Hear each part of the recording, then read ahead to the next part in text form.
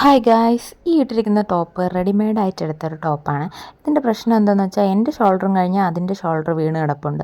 പിന്നെ എനിക്ക് അതിൻ്റെ നെക്കും അങ്ങോട്ട് ഇഷ്ടപ്പെട്ടില്ല. നമുക്ക് ഈ റെഡിമെയ്ഡ് ആയിട്ട് കിട്ടുന്ന ടോപ്പിൻ്റെ നെക്ക് ഒന്ന് ചേഞ്ച് ചെയ്ത് ഷോൾഡറൊക്കെ എങ്ങനെ കറക്റ്റ് അളവിലോട്ടാക്കാമെന്ന് നമുക്ക് ഈ വീഡിയോയിൽ കാണാം.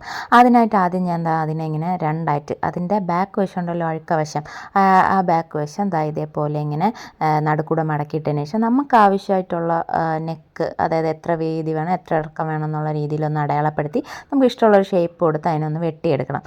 ഇപ്പം ഞാൻ ബാക്കും ഫ്രണ്ടും ഒരുപോലെയാണ് വെട്ടിയെടുത്തത്. നമുക്ക് ടൈം ഉണ്ടെങ്കിൽ നമുക്ക് അതിൻ്റെ തയ്യലൊക്കെ പിരുത്ത് ബാക്കും ഫ്രണ്ടും ഒക്കെ വേറെ രീതിയിലോട്ട് എടുക്കാം. ഇതെനിക്ക് എനിക്ക് എൻ്റെ കല്യാണത്തിന് കിട്ടിയ ടോപ്പാണ്. അന്ന് തൊട്ട് ഞാൻ യൂസ് ചെയ്യാതെ അങ്ങനെ വെച്ചിട്ടുണ്ട്.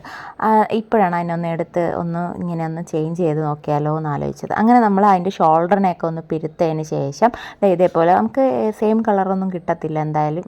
അതുകൊണ്ട് തന്നെ നമുക്ക് അടിച്ച് മറിച്ചെടുക്കണോണ്ട് കുഴപ്പമില്ല. ഇതേപോലൊരു പീസ് വെച്ച് പിന്ന് വെച്ച് സെറ്റ് ചെയ്തതിന് ശേഷം നമ്മളിതിനെ ഒന്ന് സ്റ്റിച്ച് ചെയ്ത് അടിച്ച് മറിച്ച് സാധാ തയ്ക്കും പോലെ ഒന്ന് തയ്ക്കണം. അതിന് ശേഷം നമ്മളുടെ ഷോൾഡറിന് നമുക്ക് ഷോൾഡറിൻ്റെ വീതി എത്ര വേണോ അതിൻ്റേതായ രീതിയിൽ കൈക്കുഴിയും കൂടെ ഒന്ന് വെട്ടിയെടുക്കണം. വെട്ടിയെടുത്ത് നമ്മൾ ആ കൈക്കുഴിയുടെ ഷേപ്പ് കൊടുത്ത് വെട്ടി മാറ്റിയതിന് ശേഷം നമ്മളുടെ ഷോൾഡറിൻ്റെ ബാക്കി ആ കൈയുടെ പോർഷനിലുണ്ടല്ലോ അതിനെ ഒന്ന് അഴിച്ച് കളഞ്ഞതിന് ശേഷം ഇതേപോലെ കയ്യിൽ വെച്ചൊന്ന് നമ്മൾ ജോയിൻ ചെയ്ത് കൊടുക്കണം.